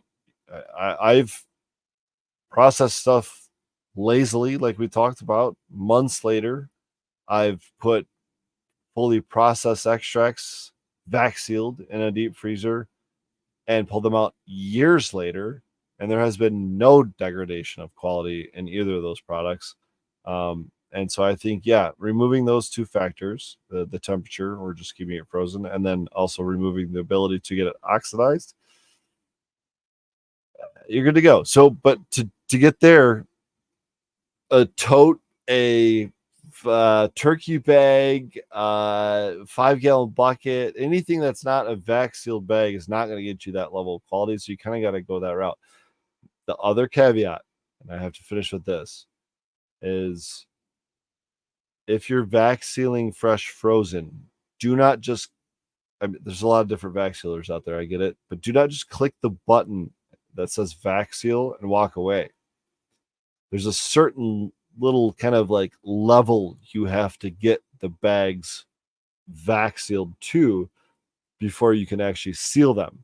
And so when you see, if you got like a pillow, we'll call it, of fresh frozen like this in a bag, and then you're going to vac seal it right, you could vac seal it, and start compressing those nugs down to like a brick. If you do that, it's all going to become useless. So don't do that. You have to tend to your vac sealer. You have to watch it. And the second it starts doing this, it compresses pretty much at all. You've got most of the air out of there, and you can seal it off at that point. So again, if it's like this and it goes like that, vac seal it. It goes like this, it goes like that, seal it up. It goes like this and it goes like that. You've gone way too far and you got to start over. Good luck. I'll see you in 6 months. Yeah, finding that balance where there's not extra air in there, but you're not squishing shit down into a brick is rough. And man, then you start talking about in a commercial environment and it gets extremely labor intensive to do any kind of a vac sealing step in the process. We've even considered doing the vac sealing for the clear tech that, simply for, well, not simply, but anyways, for the clear tech. And it's just not feasible, when you start talking about the labor that goes into it. But also, in the commercial market, another variable is how soon are you going to get to it? If you're going to get to it in the next week, fucking whatever, get to it. It's nothing that big of a deal. Now you're talking about let it sit there for the next month or 2 months, and it's going to start being a big deal. But essentially, yeah, like Fergorley said, don't just dump it into a tote. I would minimally dump it into a lined tote. You can get a heavy duty liner for a lot of these totes and use that, seal it up as well as you can, and then get to it as quickly as you can. If you're going to go for a longer term, then yes, not unfortunately, I call it unfortunately because it's kind of a labor intensive and a very sensitive step. But then, yeah, go ahead and freeze dry it if you're going to have long-term storage. I can't argue with that. I'll have to take a video of our vacuum machine for you. So our product goes through bags built around it, vac seals it to exactly a specific pressure, injects a scent in, and then heat seals it and kicks them off. It is the wildest thing I've ever seen. That's kind of crazy. Yeah. It's like in Christmas when you open a package from our factory, it smells like, gingerbread. That's kind of cool.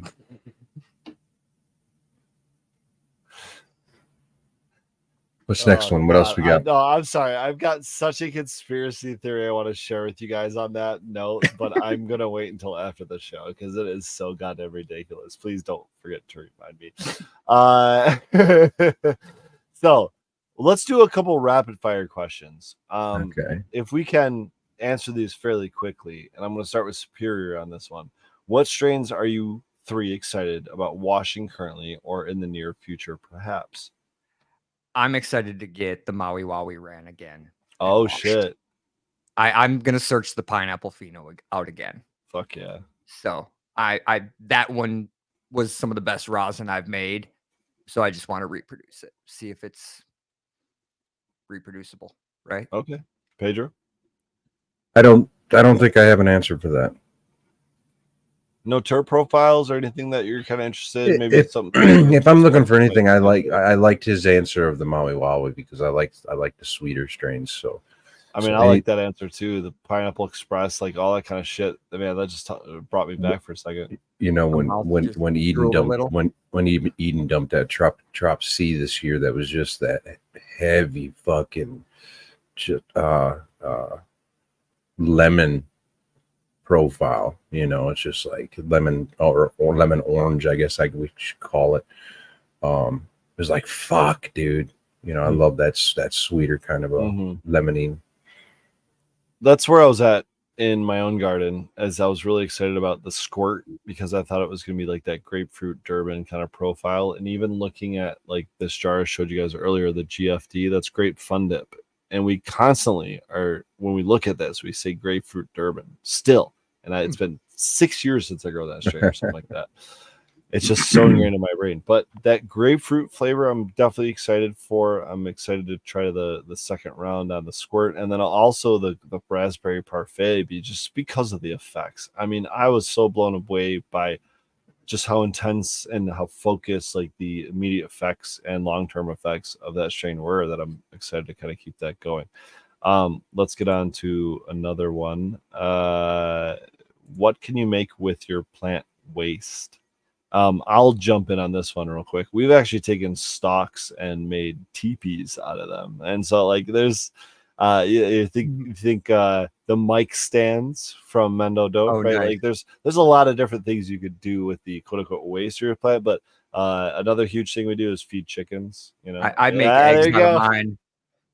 Yep. I turn my Exactly. plant waste into eggs. Look at that fucking xylophone. You guys got some spoiled ass chickens. Holy shit. Got to give them something to do, man. There's 10 feet of snow around them half the damn year. Yeah, my chickens had a Adam. A leftover mirror, and then they decided to knock it over and break it. Oh, shit. Add them to your compost bin. Compost them. Yeah. Compost Yeah, that's pretty pile, much it. hopefully. But What about this one? Preface on grow room glasses. Well, it's not that I wear Method 7s. bro, every Method live 7s stream for all the last fucking day fucking long. 8 years or anything. That's and all I've worn for the last 8 years or so. Yeah, and I love GML. I haven't actually tried his glasses, so I don't really have an opinion on that, to be quite frank. But yeah, Method 7. I mean, And I believe I have a discount code out there right now still too. Oh shit, Oh, Pedro grows I- grass. I- Yeah, I don't know. Go look it up. pagesgrowroom.com. You'll find it. Nice. So this one's kind of interesting and probably something you guys have to answer for us.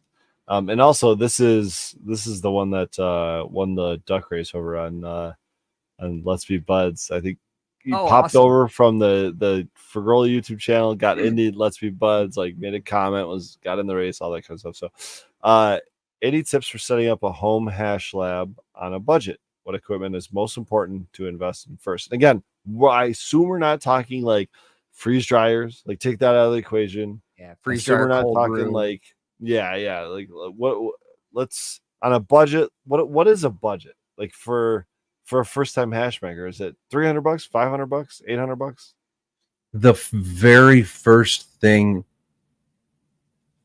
I don't care if it's budget or not. The very first thing I will always tell anyone that is trying to get into processing their own material into hash is you have to have a cold room. So unfortunately, you know, make it as budget as you can, but you have to have a cold room. So or a way to make a room cold. Like if you live in the north, that's where I was getting in at. the garage, and you can, in the middle of winter, you can wash You hash. just have to have hash a 4 cold months a room. year. I've had friends of mine in emergencies put an air conditioner in a grow tent, and make a cold room there. It's not efficient and effective, or I guess it's effective but not efficient, but it can be done. So a cold room first and foremost, which I recommend a hard foam insulation, a cool bot, and a decently sized air conditioner. From there, obviously you need washers, properly modified. You're going to need some sprayers. You're going to need some water containers. You're going to need some water pumps. You're going to need RO water. Yeah, you start getting into, you want clean water. You want to be able to store it and keep it cold. It sounds like you guys are not talking about budget, though. Well, I feel like you guys are way past. Okay. To me, anybody that wants to start talking to me about this, that is budget. However you can get there, we can start, picking apart each individual thing. But I'm Pedro. Do you fucking want to wash hash or don't you? Like, to me, I would not consider washing hash until I could get a freeze dryer, until I knew I was ready to get a free, because without it, drying hash is a nightmare. If you're going to, I mean, you can do it with the funnel and the pizza boxes, and people are successful with it, but it's hard to be consistent. You got to really be good at that shit. I sucked at it. That's why I gave up back. Fuck that. I mean, A as free far as I'm fryer, concerned, there's just minimal things that you have to do, you know. And then I mean, you can step up from there. For sure. And I But- totally get that. But what are we talking minimum investment if I want to, as a home grower, get into a budget hash lab? The freeze dryer is what's really gonna fucking Mhm. stick you in the back. Just give I me a can, number. I can do it for 5K to start. I would Okay. say 5K. I could do it for 5K. Okay. Easily. Right. Not easily, but I could do it Right. for You 5K. would be skimping. I mean, you may not have an insulated room, but you're going to have a cool bot with an AC. You're going to have a freeze dryer. You're going to have something to wash in, whether it's 5-gallon, because those are cheap. The 5-gallon Mhm. washers are cheap. And that works fine for a For a long budget. time. Again, we're talking budget. Right. Like, you But guys that are so far cold past room- that. That cold room and the freeze dryer are the two things that will change your quality to a whole other level that makes it worth doing. Okay. To Yeah, I me, mean, I did not want to waste my harvest on what I was getting without a freeze dryer. we are consistently changing, modifying our room temp in our processing room within a 10-degree window. You know, look back and I'm like, hey man, turn that up a couple degrees, or turn that down a couple degrees. I need it a little higher, a little lower. So we're constantly. So yeah, unfortunately, like I would say 5K. And you really, like, you got to know that that's what you want to do. It's a money investment. It's a different time investment. You save time on the harvest and the trim, but there's post-process time now. So like you said, Fergal, you're pushing off the work. So Yeah. it's still there. Mhm. But you- Sorry, yeah. go ahead. No, you really got to know that's what you want to do. Yeah, it's going to be an investment, and that's why a lot of people turn away from it. But yeah, I mean, it's an investment. You got to know that that's what you want to do. I mean, do the math. If you're gonna smoke your own, if you're gonna smoke rosin, and you're gonna buy it from a dispensary, what are you gonna spend? How long is it gonna take you to spend $5,000? You know. I mean, I like to do math like that. So, and you can find a used freeze dryer. You know, there's ways you can cut corners. It's just it's not unfortunate, but it is unfortunate, I guess. It's just the way it is. Do you want to fucking make hash or not? Yeah. It's kind of like with BHO for Growly, right? With solvent processing at all. Besides, the old blasting of tubes and shit. Like at your level, I was gonna say, there's a commitment. what is it for you, for Growly? What's Yeah. an entry level for you? Who? Pull it up.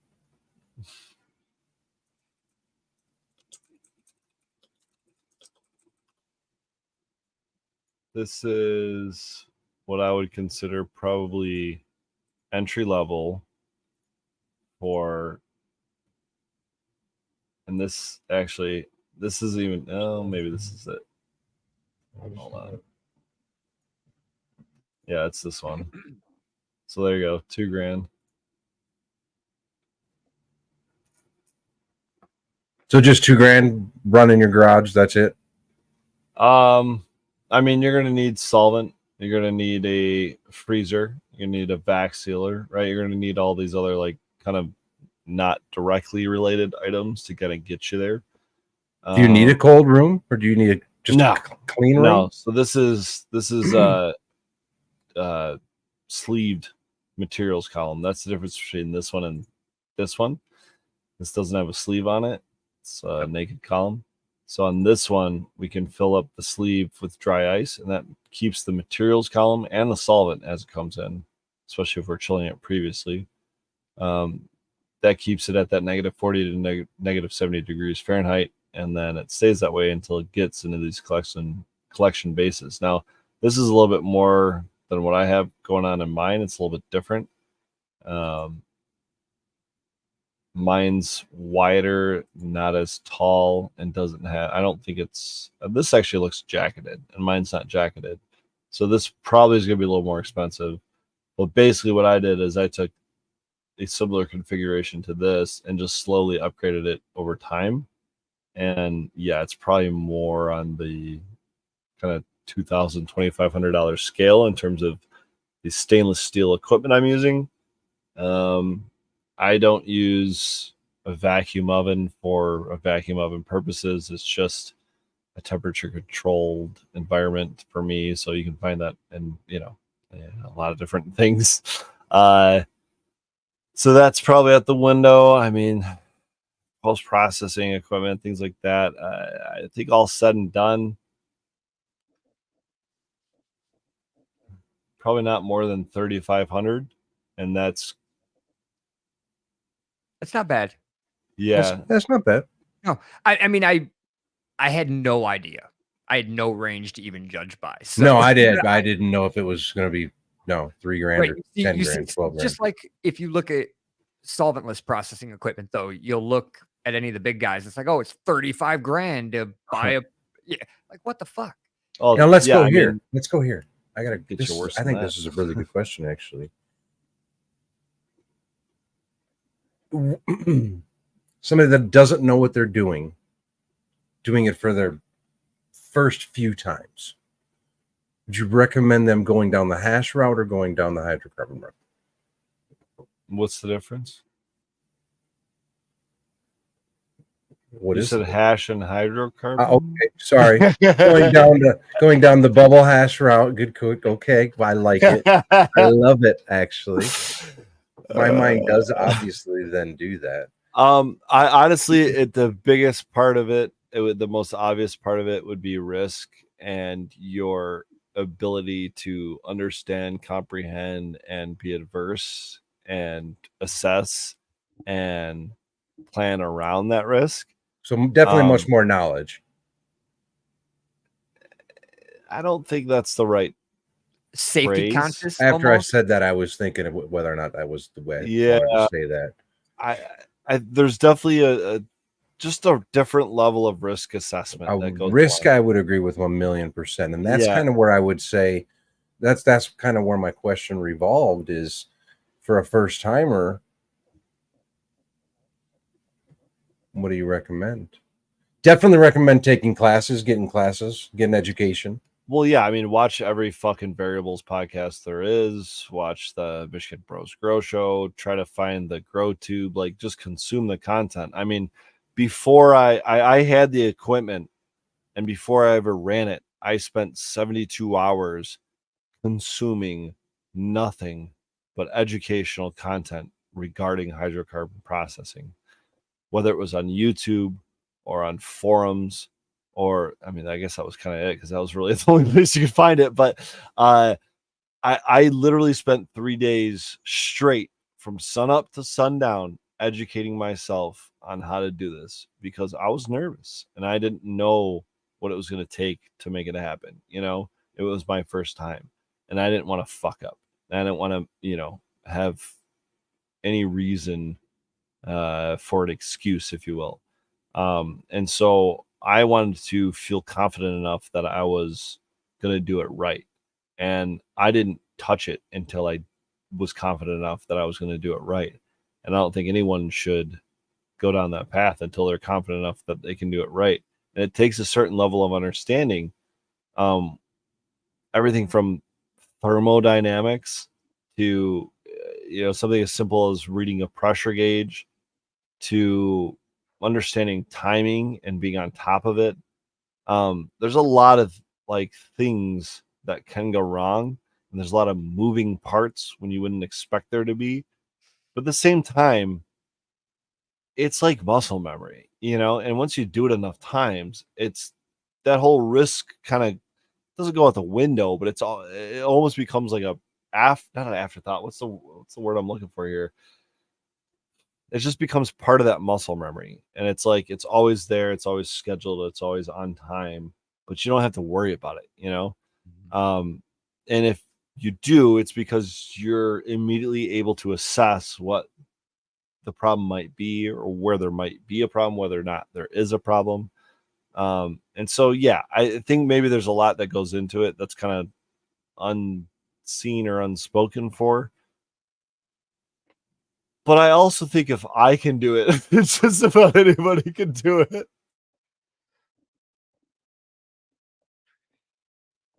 I would say obviously just be careful and educate yourself. Educate yourself on both sides of the fence, because man, there's some mistakes that can be made on both sides of the fence that are just traumatic to minimally the end result. Yes. Right. But on the hydrocarbon route, obviously for the risk level, make sure you educate yourself.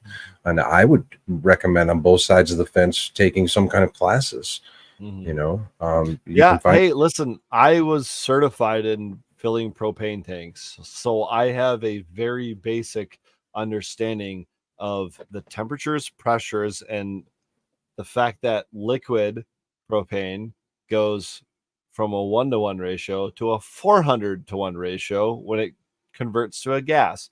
So think about one propane tank, and now you've let it out, and now it's 400 propane tanks. You know what I mean? Like, just that's kind of cool. I didn't know that. Yeah. I didn't know that number. That's kind of cool. I like to know that number. Actually, is that why they tell me valuable number? Keep the snow off my propane tank. Actually, snow would help it. Well, no, that's probably for rust. They just don't want to paint your propane tank again. That's all that is. Yeah, no, because I don't do it. I was gonna say, yeah, wouldn't me? I don't fucking do it. Heat would probably be worse for it, right? Exactly. So freezing it, which is primarily what I'm operating in negative pressure most of the time. And if I'm seeing PSI, it's maybe 30, maybe 30. And my systems are, rated to operate anywhere from 120 to 400 PSI. Right. And so I'm not touching anywhere close to that, but that's part of how hydrocarbons work, is they chase the cold, because they go from a gaseous form into a liquid form when they find the cold. And so if you're finding the cold, it's becoming liquid, right? If you're going away from the cold, it's becoming gaseous and it's expanding. That right there will tell you the pressures, and if you got your temperatures, you don't even almost need a gauge, and it's just more about volume at that point. I lost my train of thought of where I was even going with that, but there's a lot of different factors, and a lot of them are really important. But again, it's like if you're operating within a certain kind of standard operating procedure, a lot of these things you don't have to worry about, because you just, it's not a factor. It's could be if, I don't know, the sun comes up and decides it's going to be 180 degrees today, sure, now we're operating in a different environment, but it's not like a 50 versus 70 degree difference, because we've got dry ice and other things that kind of maintain that. So I don't know, man. I could probably talk about it for days and give you millions of different tangents about it. But to me, it's just one big process that I do over and over again.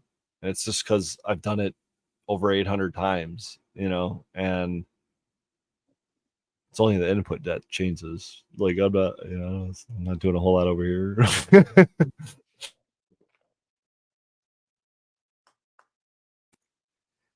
We still got a number of questions here if we want to knock through a couple.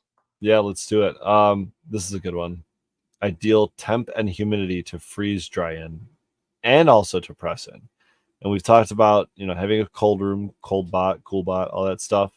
We didn't talk so much about humidity, other than the fact that maybe the freeze dryer is trying to reduce that, right?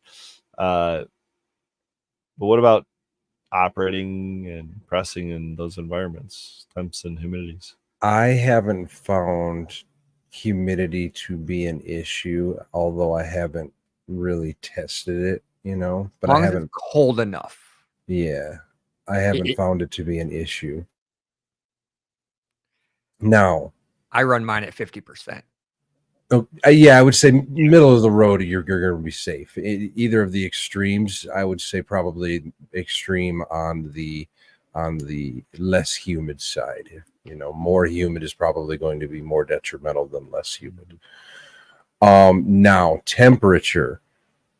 As far as freeze drying in, not a huge deal. The only thing that I think of there is that when you're freeze drying in a cold room, most likely, unless it's like a commercial environment, most likely that cold room is also your pressing, you know, and or processing room. So it's going to add heat to it, but it's also going to help your freeze dryer run, because your freeze dryer will run more efficiently if it's in a cooler environment, you know. So I guess there's some variables to think about that too. If you have the oil-based pump, they're actually meant to run at higher temperatures because it keeps the oil liquid. If you run it in a cold room, your oil will get thicker and you will have less lubrication on your pump, and you will prematurely wear your pump. There you go. I always ran mine in just a room. I never ran mine in a chilled environment. You can point a fan at the freeze dryer, but don't point a fan at your pump. There you go. So or just duct it out of the room. You know what I mean? Like that's what a lot of C1D1s do out of regulation or whatever and safety. But you can like the vacuum pumps, the chillers, a lot of those things you can like just duct outside of the room, and kind of like we would with like a ballast, right? On like a grow light, you can kind of put them outside of the room and then just cord them in. Just remove some of the heat out. I think it's kind of the same principle. Yeah. And like Pedro was saying earlier too, just keep your walk from the freeze dryer to the cold room as short as possible. And then wherever you want to run the freeze dryer, as long as it's not 120 degrees, you know, you'll get the room too warm message if your room gets too hot. It'll tell you. And I know we're running out of time here, but washing, pretty much colder the better. Pressing and or handling the hash out of the freeze dryer is going to vary depending on the hash itself, but I would say anywhere from the 45 to 65 range, depending. I like 60, so it doesn't get too shattery at 60 for me. It depends if we're processing or if we're handling hash. Oh, right, true. You know. So yeah, I wanted to try to keep it short because man, there's the variables. Again, we can walk down this fucking road and go down another half an hour. if all these on the wrong side of the road again. Still, I think he's talking to his imaginary son of a bitch. I had such a good outro there. It sounded like it. It sounded really good. We should have just so filled it confident in that one. It looked like you were getting somewhere for sure. Fuck it. We'll see you guys next week.